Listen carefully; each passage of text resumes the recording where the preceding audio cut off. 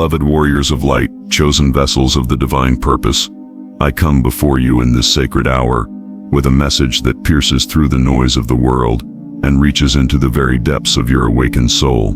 Hear me now, for what I speak carries the weight of heaven's authority and the wisdom of ages untold. There exists a time for all things under the celestial orders, a time to speak and a time to be silent, a time to proclaim and a time to withdraw into the sanctity of stillness. And I declare to you with absolute clarity, this is your season of sacred silence. You who have been marked, chosen, and set apart for divine assignment, you feel the words burning within you, the truths you wish to share, the revelations you long to proclaim. But the Spirit whispers a different command. Hold your tongue, not in weakness but in strategic spiritual wisdom, not in fear but in obedient power. The battlefields of the Spirit are not won through premature declarations.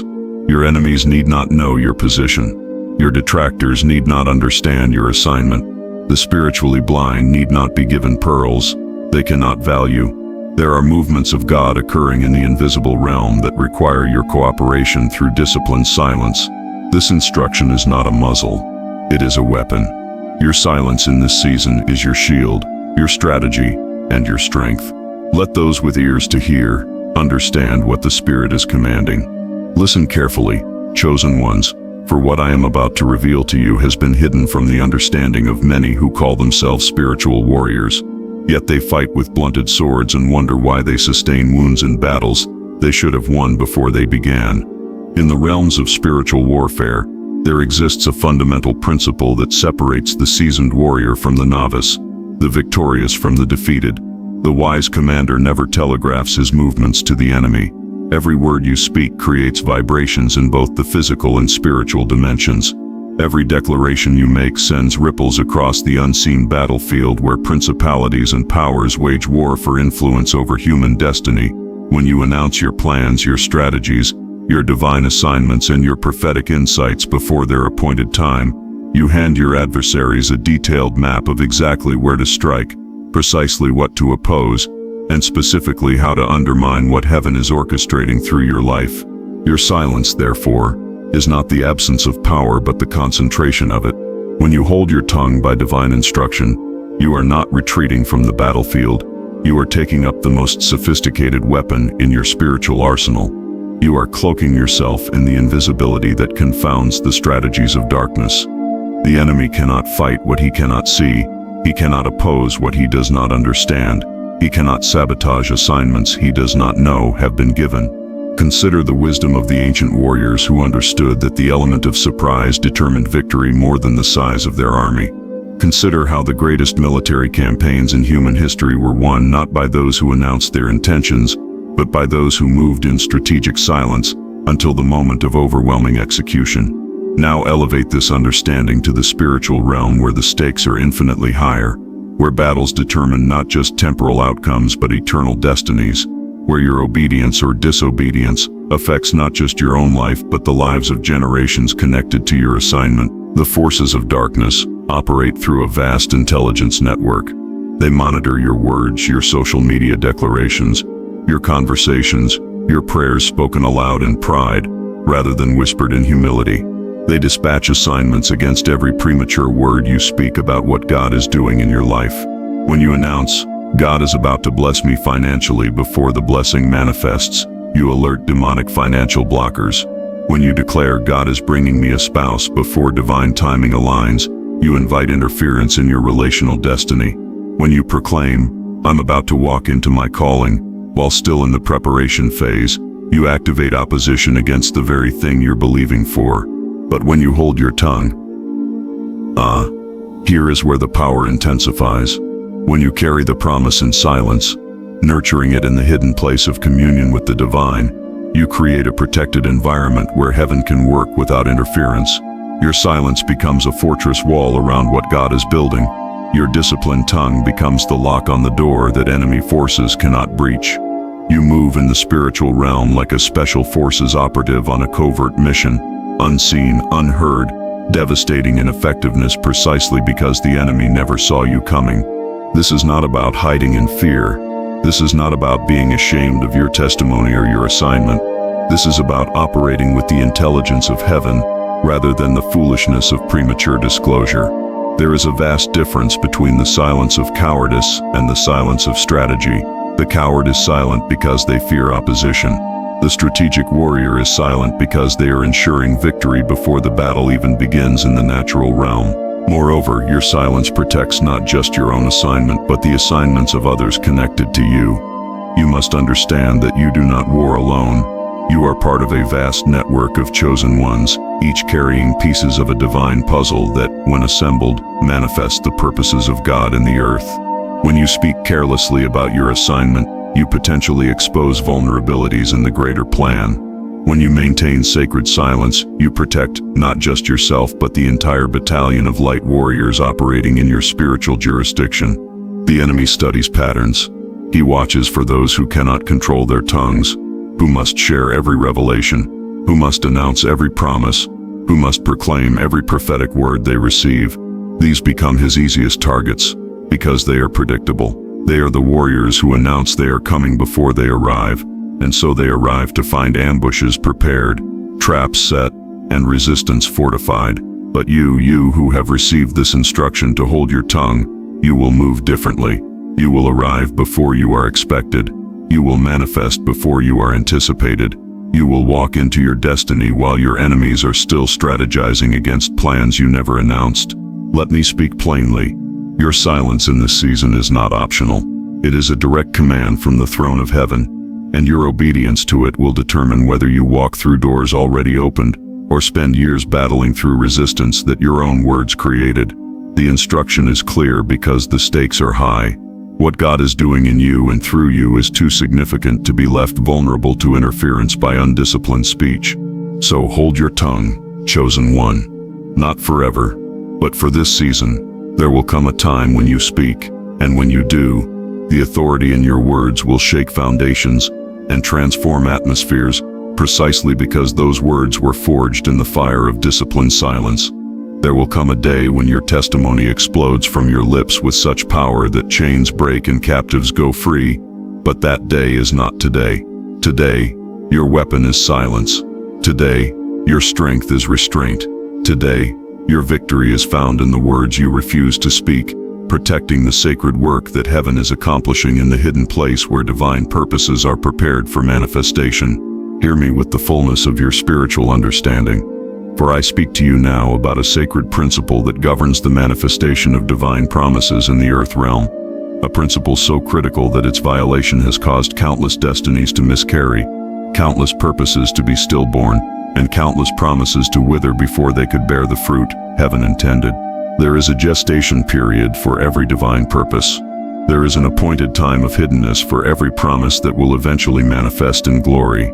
Just as a seed must remain buried in the darkness of the soil, just as a child must develop in the hidden chamber of the womb, just as gold must endure the refining fire away from public view, so too must the purposes of God within you undergo a sacred season of concealment before they are ready to emerge into the light of manifestation. This is not arbitrary. This is divine design. The Creator who fashioned the universe according to precise laws and patterns has ordained that spiritual realities must mature in secret before they can withstand the pressures of public manifestation. What God is doing in you right now is tender, vulnerable, and in its formative stages. It is being knit together cell by cell, fiber by fiber, layer upon layer in the invisible realm. To expose it prematurely through careless words is to subject it to conditions it was never meant to endure in its current state of development. When you speak too soon about what God has promised you, you open a door that was meant to remain closed during the incubation period. Your words carry creative power.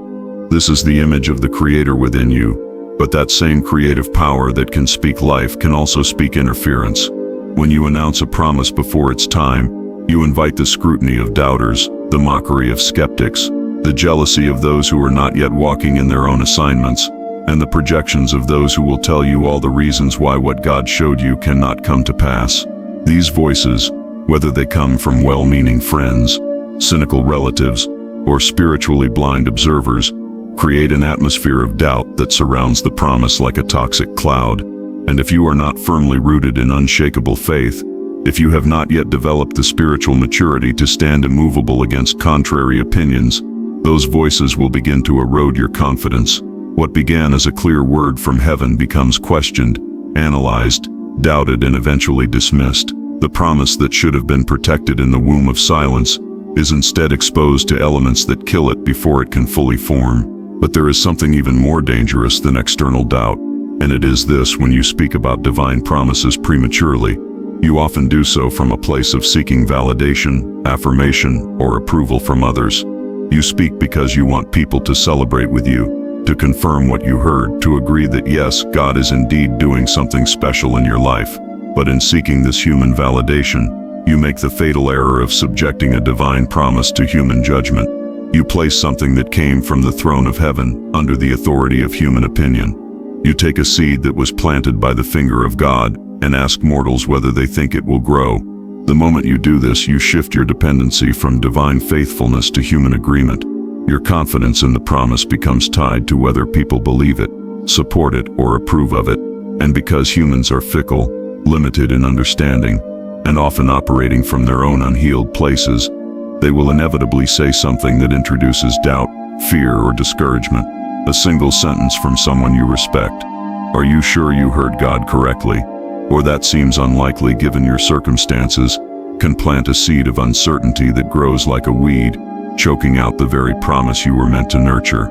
Consider the biblical examples that have been recorded for your instruction. When Mary received the angelic announcement that she would carry the Messiah, she did not run through the streets proclaiming it. She pondered these things in her heart. She protected the sacred secret until the manifestation was secure. When Joseph received dreams directing his path, he moved in obedience without seeking the approval of his community.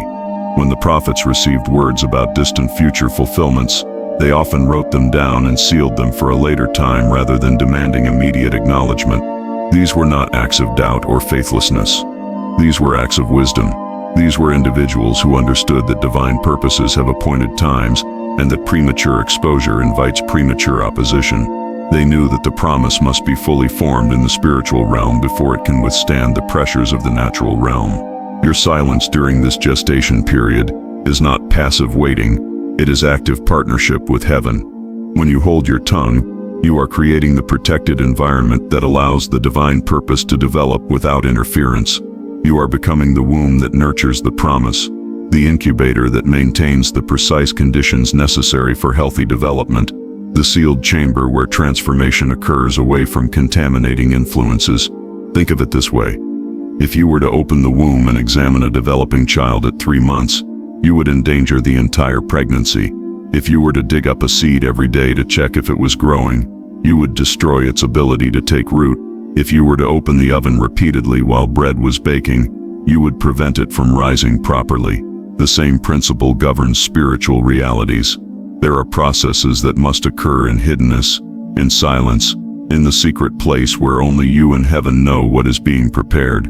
And here is what you must understand with crystal clarity. The enemy of your soul knows this principle as well. He knows that if he can get you to speak prematurely, he can abort the promise without ever having to directly oppose it. He simply uses your own words to create the conditions that make manifestation impossible.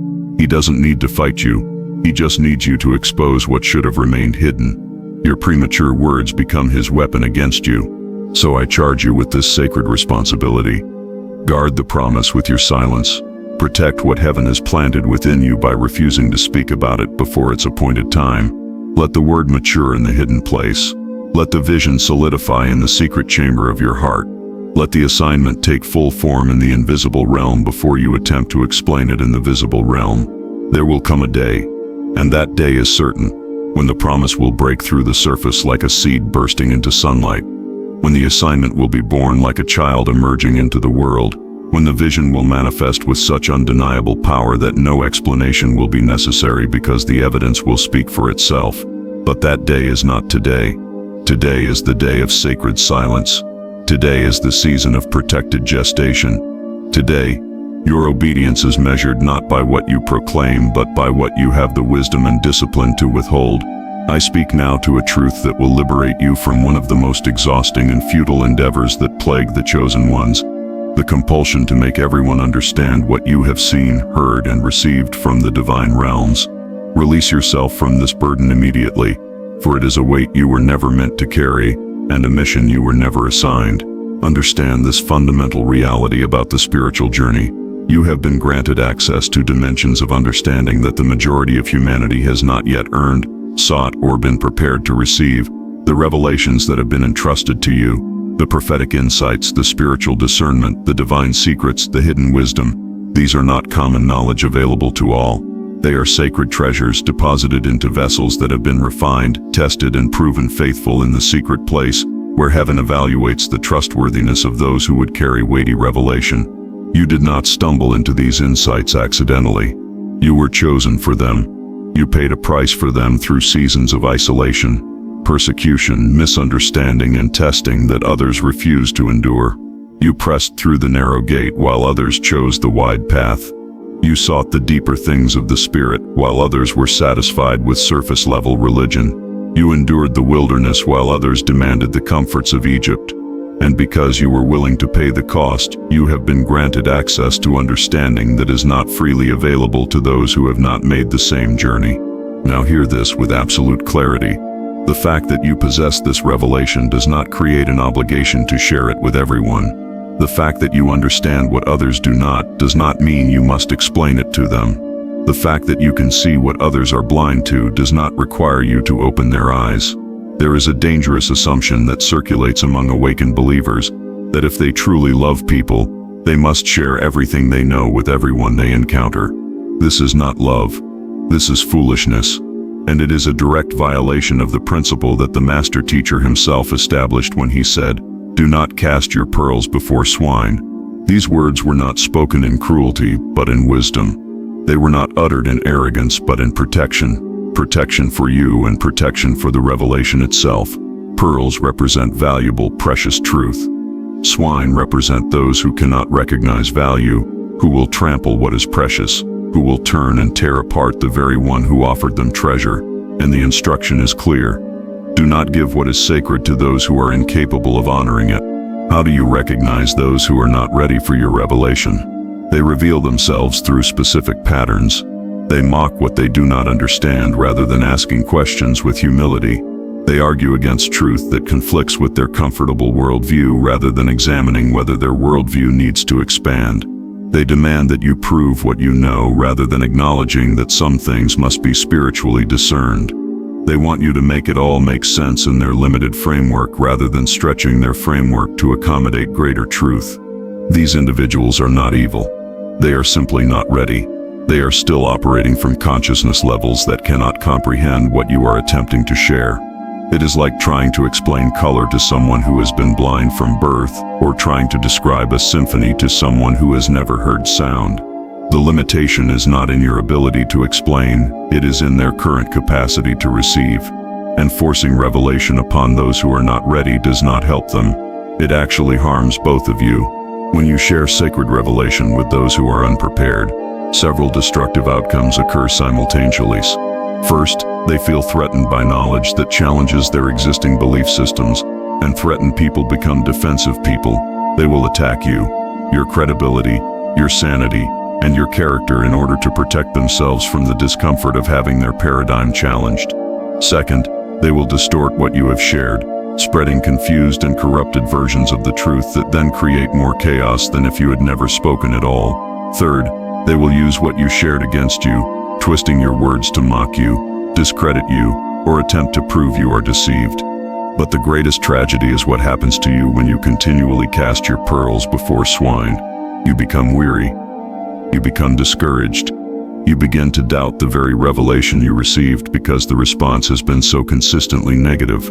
You start to wonder if perhaps you are wrong, if perhaps you misheard, if perhaps you are the one who is deceived. Not because your revelation was false, but because you sought validation from those who were never qualified to validate it. This is why the instruction to hold your tongue is not just about protecting divine timing. It is about protecting your own spiritual integrity. Your revelation was given to you for your assignment, not for public consumption. It was deposited within you to guide your path, to equip you for your mission, to enable you to fulfill your purpose. Whether others understand it is irrelevant to your obedience. Moreover, there is a sacred principle of spiritual leadership that you must grasp. Those who are meant to receive what you carry will recognize it without you having to convince them. When the student is ready, the teacher appears, and when the revelation is meant to be shared, the prepared hearts will be positioned to receive it. You will know them by their hunger, their humility, and their readiness. They will ask the right questions. They will demonstrate the character that proves they can be trusted with weighty truth. They will show through their lives that they have been prepared to steward what you have to offer. These are the ones who deserve access to your revelation. Not everyone, not the curious, not the skeptics, not those who want to debate, not those who want to test you, not those who want ammunition to use against you later. Only those who have demonstrated readiness through their own spiritual journey, their own pursuit of truth, their own willingness to pay the price for deeper understanding. So I release you from the burden of trying to make everyone understand.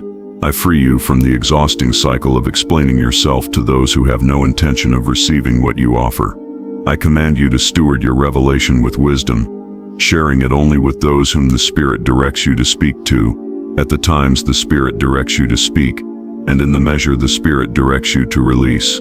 Your silence toward the unprepared is not withholding. It is wisdom. Your discretion about who receives your insight is not elitism. It is stewardship. Your refusal to explain yourself to everyone is not pride. It is obedience to the divine principle that sacred things must be protected from profane handling. Guard your pearls, chosen one. Share them only with those who have demonstrated they possess the spiritual capacity to value them, honor them, and steward them properly. Everyone else can remain in their current level of understanding until heaven prepares them for more. That is not your responsibility. Your responsibility is to protect what has been entrusted to you and to release it only according to divine instruction, not human pressure or the misguided belief that you must make everyone understand what only the prepared can receive. I now unveil to you a mystery that the spiritually mature have understood throughout the ages, but which remains hidden from those who operate from carnal impulses and undisciplined emotions. This is a principle so powerful that it has determined the rise and fall of prophets, the effectiveness and ineffectiveness of spiritual leaders, and the manifestation or abortion of divine assignments across generations. Pay close attention, for what I am about to reveal will fundamentally transform how you understand the source and cultivation of spiritual authority. True spiritual authority is not measured by how much you speak, but by how much weight your words carry when you do speak. It is not determined by the frequency of your declarations, but by the impact those declarations create when they are released. It is not about the volume of your voice, but about the substance of your message and the anointing that rests upon it when it goes forth. And here is the critical truth that escapes most who seek to walk in spiritual influence. The authority in your words is directly proportional to the discipline you exercise over them in seasons of silence. Think deeply about this. In the natural realm, when someone speaks constantly, their words lose value. When a person cannot stop talking, when they must comment on everything, when they feel compelled to insert their opinion into every conversation, when they dominate every discussion, what happens? People stop listening. Their words become background noise. Their insights, even when valid, are dismissed because they have conditioned those around them to tune them out. They have devalued their own voice through overuse. Now elevate this principle to the spiritual realm, where the stakes are infinitely higher and the consequences eternally more significant. When you speak impulsively about every thought, every feeling, every impression, every dream, every prophetic insight the moment you receive it, you train the spiritual atmosphere to ignore you. You condition both the natural and supernatural realms to assign minimal weight to your declarations, because they have learned that you speak without the backing of divine timing, without the confirmation of heaven's release, without the authority that comes only from disciplined restraint. But observe the pattern of those who carry authentic spiritual authority. The generals in the kingdom, the voices that shift atmospheres, the declarations that break chains and transform regions. These are individuals who have mastered the art of strategic silence. They do not speak often, but when they speak, their words land with devastating accuracy and undeniable power. They do not feel the need to comment on every situation, but when they do offer insight, it cuts through confusion like a sword and brings immediate clarity. They do not rush to proclaim every revelation, But when they finally release what heaven has shown them, it carries such weight that hearts are pierced, minds are transformed, and circumstances bow to the authority in their voice. What creates this kind of authority? It is forged in the furnace of disciplined silence. It is built in the crucible of seasons when you felt the words burning within you, but you chose obedience over expression. It is accumulated through countless moments when you knew you could speak, when you had every right to defend yourself, when you possessed information that would vindicate you, when you carried truth that would expose error, but you held your tongue because heaven had not yet given the release. Every time you exercise this kind of restraint, you are making a deposit into a spiritual account. You are building something that cannot be manufactured through human effort or religious performance. You are cultivating a dimension of authority that comes only to those who have proven they can be trusted with the power of words. You are demonstrating to the heavenly realms that you understand the weight of speech, that you respect the creative force contained in your tongue, that you will not carelessly release what should be carefully guarded. The tongue, as Scripture declares, is the most difficult member of the body to tame. It is a small part that wields enormous influence, capable of directing the course of entire lives just as a small rudder steers a massive ship. The person who can control their tongue demonstrates mastery over the most volatile aspect of human nature, and in demonstrating this mastery they prove they can be entrusted with greater spiritual authority. Consider the dynamic that unfolds when you finally do speak after a season of disciplined silence. People lean in. The atmosphere shifts. Even those who are spiritually insensitive recognize that something weighty is being released. Why? Because your silence has created anticipation. Your restraint has built credibility. Your discipline has proven that you do not speak from impulsive emotion, personal agenda, or the need for attention. You speak only when heaven authorizes the release. This is exponentially different from the person who speaks constantly and then occasionally says something profound. When they finally share something of genuine spiritual weight, it gets lost in the noise of all their other words. It carries no more impact than anything else they have said, because they have not created distinction between common conversation and prophetic declaration, between casual opinion and heaven-sent revelation, between personal commentary and divine instruction. But you, when you have walked in obedience to the command of silence, when you have held your tongue through seasons when others were speaking carelessly, when you have protected revelation in the secret place, while others were broadcasting theirs prematurely, you position yourself to speak with authority that cannot be manufactured or imitated. Your words will not return void. Your declarations will not fall to the ground. Your prophetic utterances will accomplish exactly what they were sent to accomplish, because they emerge from a foundation of proven obedience and disciplined restraint. There is another dimension to this principle that must be understood. When you hold your tongue, you are not merely accumulating authority for future use. You are also preserving the anointing that rests upon what you carry. Every premature word, every undisciplined declaration, every impulsive statement releases anointing that should have been conserved for the appointed moment. It is like opening a pressurized container before you reach your destination. The power dissipates into the atmosphere, leaving you with less than you needed when you finally arrived at the place where it was meant to be released. But when you maintain silence according to divine instruction, you preserve the full measure of anointing. You keep the seal intact. You ensure that when the moment of release arrives, everything heaven deposited within you is still present, still potent, still charged with the power to accomplish its intended purpose.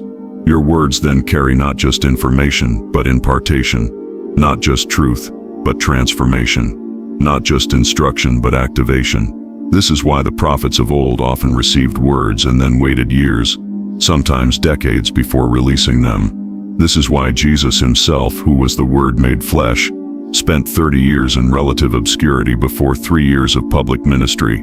This is why every significant move of God throughout history has been preceded by seasons of hiddenness, where those who would carry the message were being prepared not just in what they would say, but in the authority with which they would say it. The waiting, the silence, the seasons of obscurity where you knew you had something to say but heaven had not yet given permission. These are not wasted time.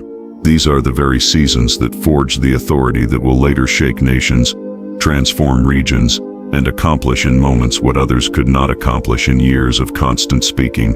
So embrace this season of commanded silence not as restriction, but as preparation, not as limitation, but as fortification. Not as God muzzling you, but as God strengthening you, building within you a dimension of authority that can only be cultivated through proven obedience and the discipline of restrained speech. When your time to speak arrives, and it will arrive, your words will carry the accumulated authority of every moment you chose silence over expression, obedience over impulse, divine timing over human impatience.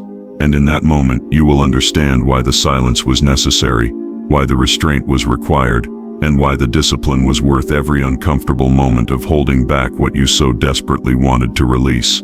I speak now to the deepest purpose behind this divine instruction to hold your tongue, and I unveil to you the sacred work that is occurring in the invisible chambers of your soul, while you walk in obedience to this command. What heaven is orchestrating within you during this season of silence is so profound, so comprehensive, so foundational to everything you will carry and accomplish in your destiny, that if you understood the magnitude of it, you would guard this season with ferocity and protect it with every ounce of your being. Listen carefully, chosen one. The assignments ahead of you, the territories you will occupy, the influence you will carry, the lives you will impact, the revelations you will steward, the generations you will affect, none of these can be sustained by who you currently are. Not because you are inadequate or deficient, but because the dimension of calling upon your life requires a dimension of character, capacity, and spiritual maturity that can only be forged in the hidden place, away from the eyes of observers, beyond the reach of external validation, in the secret chamber where only you and the divine interact. God is not merely preparing you for a task. He is transforming you into a vessel capable of carrying what He intends to pour through you. There is a vast difference between these two realities. Preparation for a task involves acquiring skills, knowledge, and competencies, but transformation into a vessel involves the complete reconstruction of your internal architecture, the rewiring of your thought patterns, the healing of your wounded places, the purification of your motives, the expansion of your capacity, the strengthening of your foundation, and the alignment of your will with the divine will at levels so deep that they can only be accessed through intensive, focused internal work. This kind of transformation cannot occur while you are constantly looking outward, explaining yourself to others, seeking affirmation from your audience, or investing your energy in making people understand your journey. Every moment you spend attempting to articulate what God is doing becomes a moment stolen from the actual doing of it. Every conversation where you describe your transformation becomes a distraction from the transformation itself. Every explanation you offer about the process pulls you out of the process and positions you as an observer rather than a participant. Think of it this way: a caterpillar does not emerge from its cocoon periodically to explain to other insects what is happening inside. It does not pause its metamorphosis to give progress reports. It does not seek validation from the butterfly community to confirm that its transformation is proceeding correctly.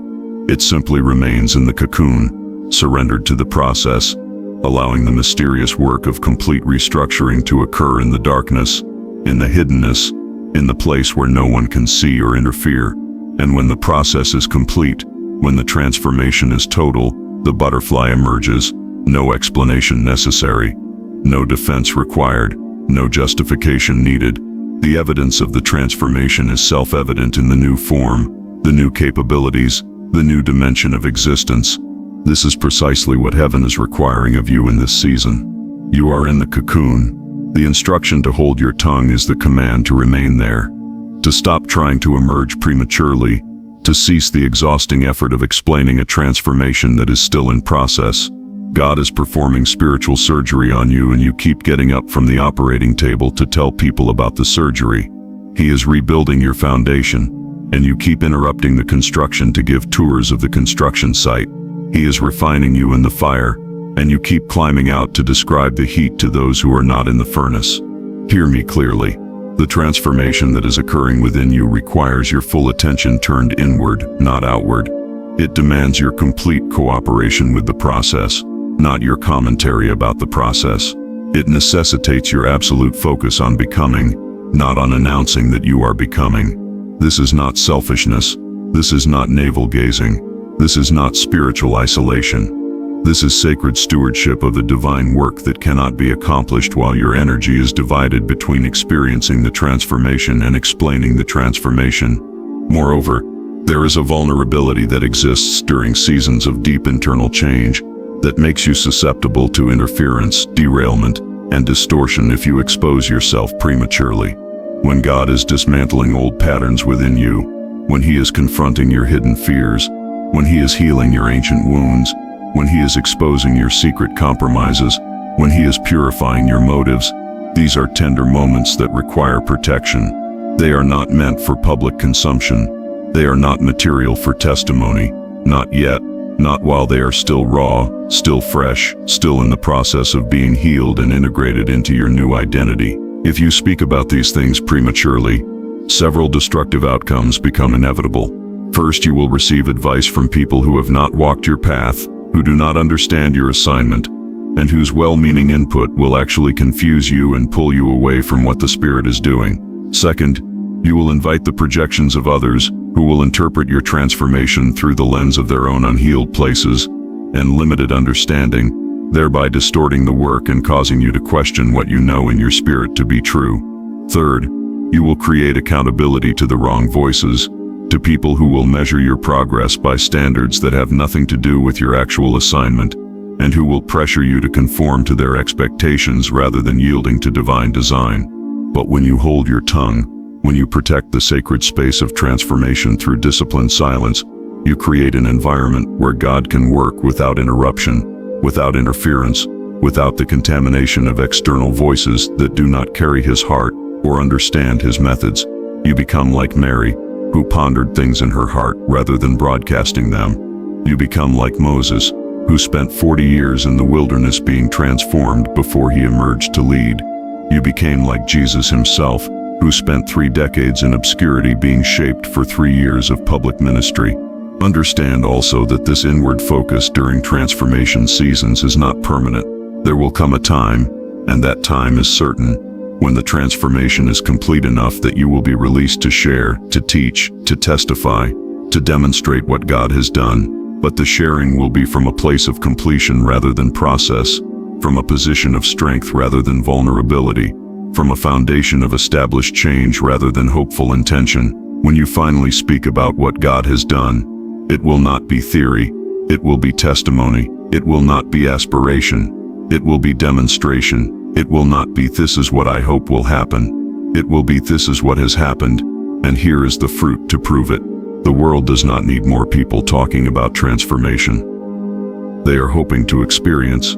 The world needs living epistles, men and women who have submitted to the complete work of internal transformation, and who now walk in dimensions of authority, character, and anointing that can only come from having fully cooperated with the process, rather than constantly interrupting it to explain it.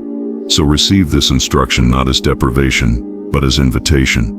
You are being invited into the most sacred season of your spiritual journey, a season where heaven has your undivided attention, because you have released the need for human attention. A season where transformation accelerates because all your energy is directed toward becoming rather than performing.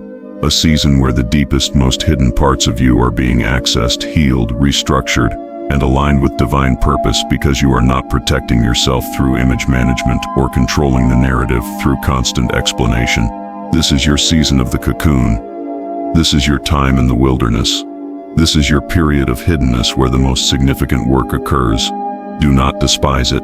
Do not resist it. Do not try to shortcut it by speaking prematurely about what is not yet complete. Instead, embrace it with the full understanding that what God is doing in you during this silent season is infinitely more important than anything you could say about it. The internal transformation is the entire point. The external declaration will come in its time, and when it does, it will carry the weight, the authority, and the evidence of a work that was protected, completed, and established in the secret place where only you and heaven witnessed the process. Let the world wonder. Let people question. Let observers misunderstand. None of it matters. What matters is that you remain faithful to the internal work, that you protect the transformation with your silence, and that you emerge, when the appointed time arrives, as a completely transformed vessel ready to carry and demonstrate the fullness of what God intended for your life. That is worth every moment of silence. That is worth every bit of misunderstanding. that is worth the discipline, the restraint, and the obedience to hold your tongue while heaven does its deepest, most transformative work within you, chosen ones. Obey this instruction with the courage it requires. Hold your tongue. Guard your words. Trust the wisdom of this divine season of silence.